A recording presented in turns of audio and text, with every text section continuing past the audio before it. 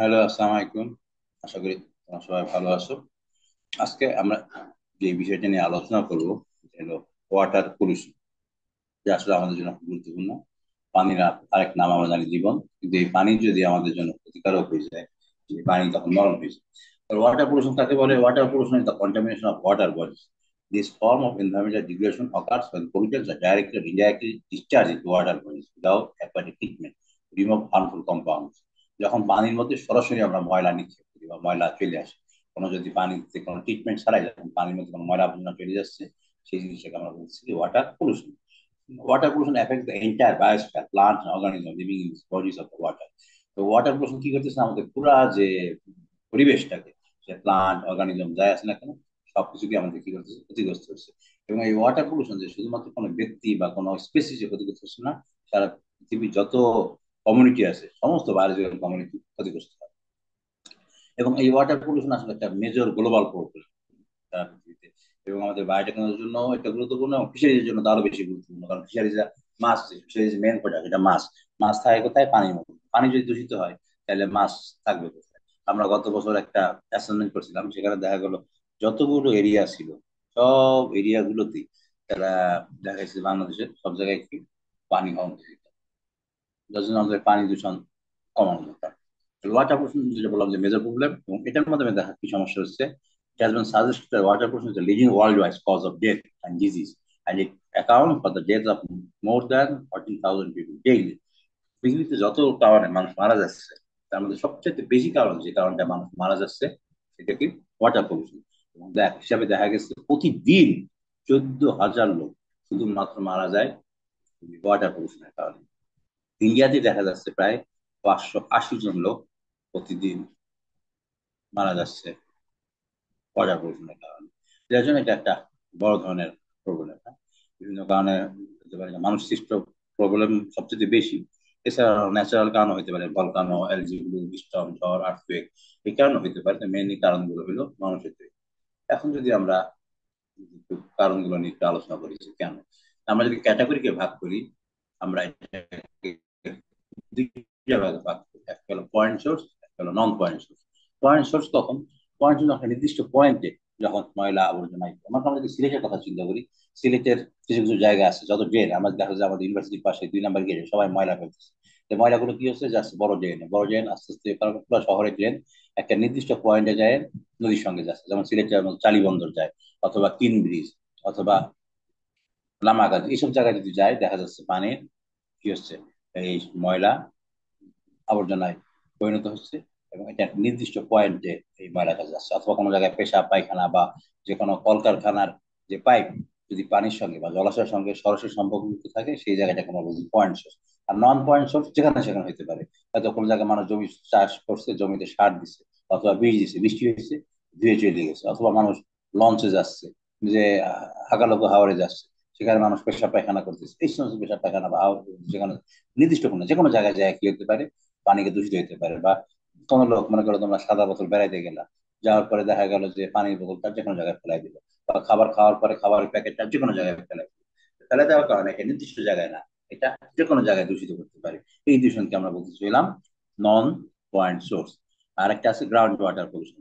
এই যে আমাদের বিভিন্ন ময়লা আবর্জনা আছে মাটির উপরে যখন ফেলি, ফেলার কারণে আস্তে আস্তে চুয়ে চুয়ে নিচে নিচে চলে যাচ্ছে। এবং যাওয়ার পরে এই যে মাটির নিচে যে পানি, এই পানিগুলো কিন্তু আস্তে আস্তে দূষিত করে ফেলতেছে। এবং এই কারণে আমাদের heavy metal, iron, heavy metal, তারপরে আর্সেনিক, এই সমস্ত জিনিস দূষিত হয়ে যাচ্ছে। হওয়ার কারণে এই ধরনের দূষণকে আমরা বলতেছি কি? Ground water pollution. এখন এই যে যে ওয়াটার যে পলিউশন হচ্ছে, এর আসলে কারণটা কি? বিভিন্ন কারণ আছে আমাদের। কারণগুলো আমরা আছে যেখানে সেখানে, যেটা আমাদের বড় সমস্যা হলো, আমরা এখন যেখানে সেখানে ময়লা ফেলতেছি। আমাদের যেটা ধারণা যে নদী হইলো, নদী বা পুকুর বা জলাশয় বা সমুদ্র হলো বড় জিনিস, এখানে ময়লা ফেলে কোনো অসুবিধা নেই। আমাদের অভ্যাসই হইলো যে পানির মধ্যে ময়লা ফেলা। এবং যখন এই যে ময়লা ফেলতেছি, তখন ঢাকা শহরের ময়লা বা ইয়ের ময়লা আমরা সমস্ত ময়লার গুলো লাইনগুলো দিয়ে দিচ্ছি কোথায়? এই সে কি বলে, নদীতে। আর নদীগুলো যে আস্তে আস্তে আস্তে সমুদ্রের পানি আস্তে আস্তে দূষিত হয়ে যাচ্ছে। এবং আমরা দেখো চামড়া শিল্প, আমরা যদি চিন্তা করি চামড়া শিল্পের কথা, একসময় বুড়িগঙ্গা নদীর পাশে ছিল চামড়া শিল্প ঘাট। সেখান থেকে যা সাভারে নিয়ে গেছে, কিন্তু সাভার থেকেও কি হয়েছে? এখন ধর আগে বুড়িগঙ্গা দূষিত ছিল, এখন কোথায় দূষিত হচ্ছে? ধলেশ্বরী নদী। তো এভাবে যে কোনো কলকারখানা হোক বা যে কোনো আবর্জনা, ময়লা আবর্জনা আমরা কি করতেছি, এই পানির মধ্যে নিক্ষেপ করতেছি। এতে যে পানির যে ডিজেল অক্সিজেন বা পিএইচ বা এই জিনিসগুলো চেঞ্জ হচ্ছে, আমরা সামনে আরো আলোচনা করবো। এবার যদি আমরা দেখি পানির যে আবর্জনাগুলোকে আমরা যদি দেখি অ্যাকচুয়ালি প্যাথোজেনিক, আমাদের অনেক মাইক্রো অর্গানিজম আছে যেগুলো আমাদের কি করতেছে, যেগুলো ব্যাকটেরিয়া, ফাঙ্গাস, প্রোটোজোয়া, প্যারাসাইট, তাই না, এই যে সালমোনেলা, তারপরে নরোভাইরাস, প্যারাসাইটিক ওয়ার্ম আছে, যে যে ল্যাম্বিয়া, বিভিন্ন জিনিস এগুলো কি হচ্ছে পানির মাধ্যমে, এই হিসেবে কলেরা, একসময় কলেরার মাধ্যমে মানুষ ইয়ে হইতো, কোলিফর্ম ব্যাকটেরিয়া, তারপর ইকোলাই, ঠিক আছে, এই সমস্ত ব্যাকটেরিয়া কি হচ্ছে ইয়ের মাধ্যমে, এই পানির মাধ্যমে ছড়ায়, ডায়রিয়া, ব্যাকটেরিয়া। এই সমস্ত পানি যখন মানুষ খায়, তখন আগে দেখা যেত মানুষ এত হাইজেনিক পানি খেত না, এই হাড়ি পাতিল ধুইতে, এদিকে কোথাও পেশাব পায়খানা করতেছে, এর মধ্যেই পাশে আবার কেমন লোক, এই যে আমরা যদি পুরান সিনেমায় দেখা যায়, নদী থেকে পুকুর থেকে কি করতেছে, কলসি বাদ দিয়ে তারা পানি নিয়ে যাচ্ছে। এবং এই পানি দেখা যেত আগে মানুষ সরাসরি কি করতো, একদম পান করতো, যার জন্য high level of pathogen result from on site sanitation, septic tank, pit, latrine, এর পাশে দেখা যাচ্ছে অনেক কি থাকতে পারে, এই ধরনের কি থাকতেছে। তারপরে সোয়াস সঙ্গে সরাসরি সম্পর্কিত developed countries, where cities with ageing infrastructure may have leakage sewage collection system হইতে পারে। এই সমস্ত কারণে আমাদের কি হচ্ছে, জীবাণু সরাসরি পানির মধ্যে ছড়ায় যেতে পারে। তারপরে আমরা যদি এই যে কন্টামিনেশনকে আমরা তিনটা ভাগে ভাগ করি, একটা অর্গানিক, ইনঅর্গানিক, আর একটা ম্যাক্রোস্কোপিক। অর্গানিকের মধ্যে আছে যেমন ডিটারজেন্ট, আমরা দেখুন যে এই যে হাঁড়ি পাতিল ধুই বা কাপড় চোপড় ধুই, কোথায় ধুই, আমরা দেখা যাচ্ছে এই পানির মধ্যে ধুচ্ছি। ওই কারণে দেখবো যে সমস্ত পুকুরে মাছ চাষ করা হয়, সেখানে লেখা গোসল করার নিষেধ। গোসল করার নিষেধ, আসলে গোসল করলে তো সমস্যা না, সমস্যা হলো আমরা গোসল করি কি দিয়ে, সাবান দিয়ে। আর সাবান থাকে ডিটারজেন্ট, আর ডিটারজেন্ট তখন এই মাছ খায় এই করতেছে। এমনকি আমরা হয়তো মনে করতেছি যে আমি সে পুকুরে বা নদীতে গোসল করি না, আমি গোসল করি কোথায়, আমি গোসল করতেছি শাওয়ারে। শাওয়ার থেকে আমি সাবান দিয়ে গোসল করতেছি, এই সাবানের পানি কোথায় যাচ্ছে, আলটিমেটলি ড্রেনে, ড্রেন থেকে জলাশয়। তারপর আমরা বিভিন্ন ডিসইনফেক্টেন্ট ইউজ করতেছি, কেমিক্যাল ডিসইনফেক্টেন্ট, ওয়াটার, ক্লোরোফর্ম, হ্যাঁ, ফুড প্রসেসিং ওয়েস্ট, আমাদের যে হাড়ি পাতিল ধুই, এই যে ফ্যাট, গ্রিজ, এগুলো কোথায় যায়, পানির মধ্যে। তারপর আমরা নদীতে কি করে, মাঠে, জৈন মাঠে আমরা ইনসেক্টিসাইড দিই, হার্বিসাইড দিই, এগুলো huge range of organo helix, other chemical compound তার আসে। তারপর পেট্রোলিয়াম, হাইড্রোকার্বন, ইনক্লুডিং ফুয়েল। আমরা যদি দেখি যে আগে যখন আমরা ছোট ছিলাম, তখন পালে তোলা নৌকা বা বইটা দিয়ে মানুষ নৌকা চলে, তার এখন কি মেশিনে, তোমার মেশিনে তোমার নৌকা যাচ্ছে। আর মেশিনের নৌকা যাওয়ার পরে এই মেশিনের যে তেল, হাইড্রোকার্বন, এটা কোথায় যাবে, দেখা যাচ্ছে যে পানির মধ্যে যাচ্ছে। এই ফুয়েল দেখা যাচ্ছে নিয়মিত পড়তেছে, fuel, lubricant, motor oil, fuel combustion, byproduct, এগুলো সবই কোথায় যাচ্ছে, নদীর মধ্যে। তারপরে ভোলাটাইল অর্গানিক কম্পাউন্ড আছে, যেমন ইন্ডাস্ট্রিয়াল সলভেন্ট, ইম্প্রোভার স্টোরেজ, এগুলো আছে, ক্লোরিন সলভেন্ট আছে, বিভিন্ন রকমের জিনিস আছে, হ্যাঁ। তারপরে perchlorate, various chemical compound, hygiene, cosmetic powder, drug pollution, বিভিন্ন রকমের আমাদের পানির মধ্যে যায়। এই অর্গানিক কম্পাউন্ড গুলোকে আমাদের পানিকে কি করতেছে, দূষিত করতেছে। এখন যদি আমরা ইনঅর্গানিক কম্পাউন্ড যদি চিন্তা করি, সেখানে আছে অ্যাসিডিটি কজ বা ইন্ডাস্ট্রিয়াল ডিসচার্জ। আমাদের ইন্ডাস্ট্রি মনে করো বিভিন্ন কলকারখানার, কলকারখানায় যে এখন নরসিংদী এলাকা বা গাজীপুর এলাকা দেখা যাচ্ছে অনেক কলকারখানা আছে, কাপড়ের ইন্ডাস্ট্রি, তার কি রং কোথায় দিচ্ছে, সরাসরি পানির মধ্যে দিয়ে দিচ্ছে। তারপরে ammonia from food processing West, বিভিন্ন ফুড প্রসেসিং ওয়েস্ট থেকে অ্যামোনিয়া তৈরি হয়। এমনকি যখন হঠাৎ করে ফ্লাশ ফ্লাড হয়ে যায়, আমাদের ঘাস বা মাছ বা যেগুলো জিনিস থাকে, সেগুলো কি নষ্ট হয়ে যাচ্ছে, পচে যাচ্ছে, পচে এখানে কি হচ্ছে, এখান থেকে অ্যামোনিয়া চলে আসতেছে। Chemical waste, industrial by product থেকে বিভিন্ন রকমের কেমিক্যাল ওয়েস্ট, যেটা একটু আগে আমি বললাম যে আমাদের চামড়া শিল্প, বিভিন্ন ওই যে এই সমস্ত ওয়েস্ট গুলো আমরা কোথায় দিই, দেখা যাচ্ছে যে আমরা পানির মধ্যে দিয়ে দিচ্ছি, তাই না। তারপরে মাছ, মাছেরও কিন্তু, তাদেরও কিন্তু আমাদের যেমন পেশা পায়খানা আছে, মাছেরও পেশা পায়খানা, এটা অ্যামোনিয়া, এই অ্যামোনিয়াটা চলে যাচ্ছে কোথায়, পানির মধ্যে। তারপরে আশেপাশের যে বিভিন্ন জায়গায় যখন আমরা সার দিই, নাইট্রোজেন, ফসফেট, যে কোনো সার যখন দিই, এই পানিতে দ্রবীভূত হয়ে এটা কোথায় যাচ্ছে, বড় জলাশয়ে চলে যাচ্ছে। Heavy metal from motor vehicle, আমাদের যে জাহাজ হোক বা ই করতেছে, এখান থেকে হেভি মেটাল কোথায় যাচ্ছে, দেখা যাচ্ছে যে এই পানির মধ্যে যাচ্ছে। এরকম ভাবে বিভিন্ন রকমের সিচুয়েশন, বিভিন্ন জিনিস আমরা পানির মধ্যে আমরা নিক্ষেপ করি বা ই করি।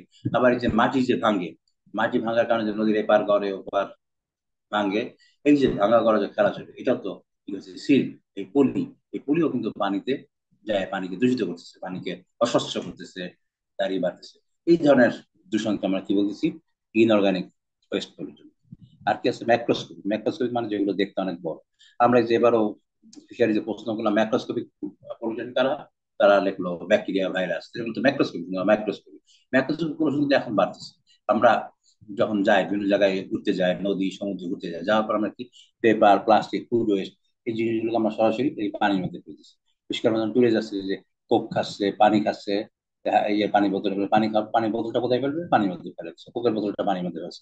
বিভিন্ন রকম প্লাস্টিক বা খাবার নিয়ে যাচ্ছে, খাবার প্লাস্টিকের বোতলে বেড়ে প্লাস্টিকের বোতলটা কোথায় নিয়ে যাচ্ছে, রাখতেছে, দেখা যাচ্ছে পানির মধ্যে ফেলে দিচ্ছে। এই সমস্ত কারণে এই যে যখন আমাদের বিভিন্ন অনুষ্ঠান হয়, অনুষ্ঠান হলে দেখা যাচ্ছে আমরা এগুলো ড্রেনের মধ্যে ফেলাই দিই, তাই না? এবং এই যে বর্ষাকাল যখন হয় তখন দেখা যায় এই যে ইফতারের সময়, ইফতারের পরে আমাদের খাবারের যে প্যাকেট গুলো আমরা সব পানির মধ্যে ফেলে, তখন বর্ষাকাল হইলে তখন দেখা যাচ্ছে কত প্যাকেট। আমাদের সিলেট কৃষি বিশ্ববিদ্যালয়, আমরা শিক্ষিত লোক, তারপর দেখা যাচ্ছে আমরাও কিন্তু ময়লা আবর্জনা কোথায় ফেলতেছি, এই পানির মধ্যে আমরা ফেলতেছি। তারপর নারকেল স্মল ইউপিএস, বল প্লাস্টিক প্লেট, শিপ র্যাক্স, লার্জ যে শিপ জাহাজ ভাঙা যে শিল্প, সিটার যে জাহাজ ভাঙা শিল্প আছে, জাহাজ ভাঙা শিল্প কিন্তু অনেক দূষিত পদার্থ আছে। এগুলো কোথায় যায়? এগুলো সব যাচ্ছে হইলো পানি। তারপরে কি আছে থার্মাল পলিউশন। থার্মাল পলিউশন হইলো আমাদের আশেপাশে অনেক industry, মনে করা যায় যে আমাদের আহ পাবনা, এই যে ঈশ্বরদীর রূপপুরে যে ইন্ডাস্ট্রি করছে কি পারমাণবিক বিদ্যুৎ উৎপাদন। কারণটা কি? কারণ আশা করা গেছিল পাশে পদ্মা নদী, পদ্মার পানি দিয়ে তারা এটাকে যদি কোনো গরম হয় এটাকে ঠান্ডা করবে। যখন এই ইন্ডাস্ট্রি থাকে, এই যে বিদ্যুৎ কারখানা বা বিভিন্ন কারখানায়, তখন এই যে অনেক গরম থাকে, গরমকে ঠান্ডা করার জন্য পানি দেয়। এবং পানি একসময় চিন্তা করা হয়েছিল যে পানি, গরম পানি কি করবে, এই নদীর মধ্যে দিয়ে দিবে। এটা যদি দেয় তাহলে কি দেখা যাবে, যে আমি যে বললাম পদ্মার পানি গবেষণা করে দেখা গেল যে টেম্পারেচার প্রায় 5 ডিগ্রি বেড়ে যাবে। 5 ডিগ্রি বেড়ে গেলে কি হয়, তোমাদের যদি একটু গরম লাগে তাহলে কি করো, তোমরা ফ্যানে টিকতেছো না, পরে কি করতেছো, এসি লাগাইতে হচ্ছে। তাহলে এখন মাছের জন্য তো আর এসি নাই, মাছ তখন কি করবে, মাছে তখন খুবই কষ্ট হবে। এইটা একটা পলিউশন। তারপরে তাহলে এটা থার্মাল পলিউশন গেল। তারপরে কি transport and chemical reaction pollution, আমরা এটা নিয়ে পরে আলোচনা করবো। আজকে এই পর্যন্তই থাকলো, পরে বাকি অংশ পরে আলোচনা করবো।